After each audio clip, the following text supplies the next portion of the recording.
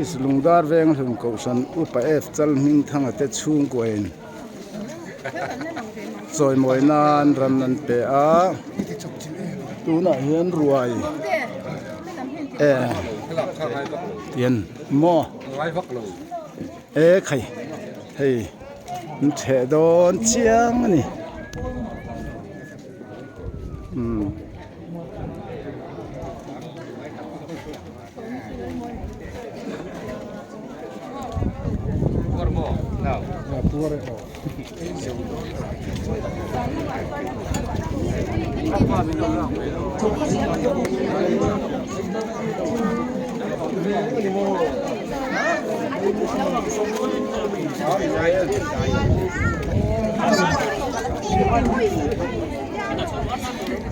mình sang sang hey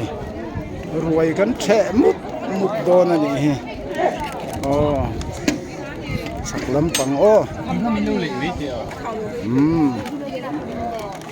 khai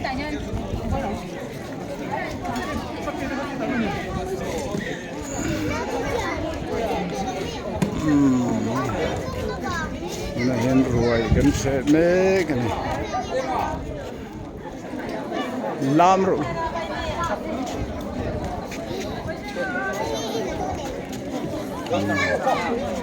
rồi mới nó rồi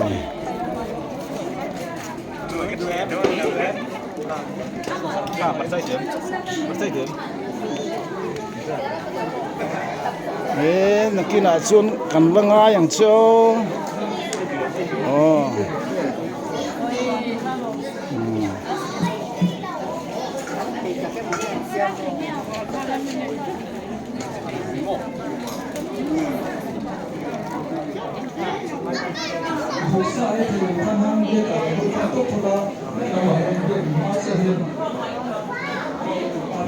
bắt chen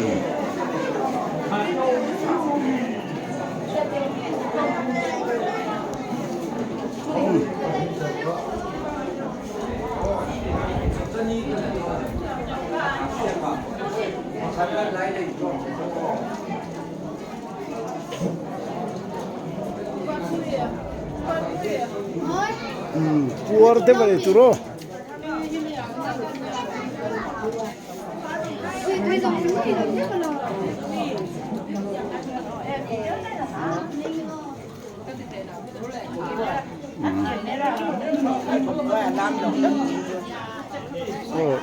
nó cái này yêu ti bắt đà khăn đủ xe hay mình đầu lạc lóc làm tia phật rồi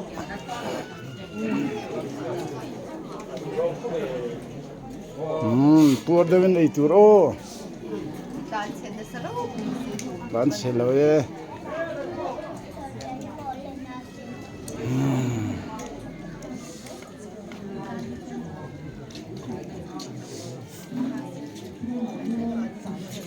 upa f chal ming thanga te chung kwa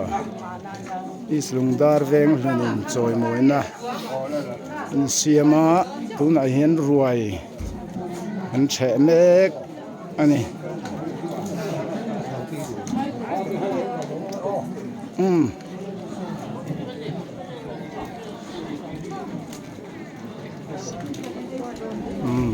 puar de ni ro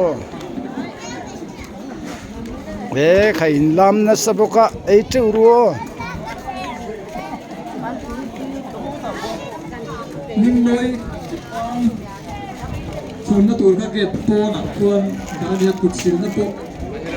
get po na thok na ba por de ni la don se na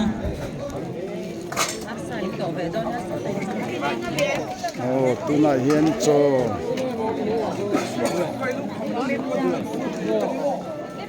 ardi tok tomo lam na saboka ai thun chen lo ni ha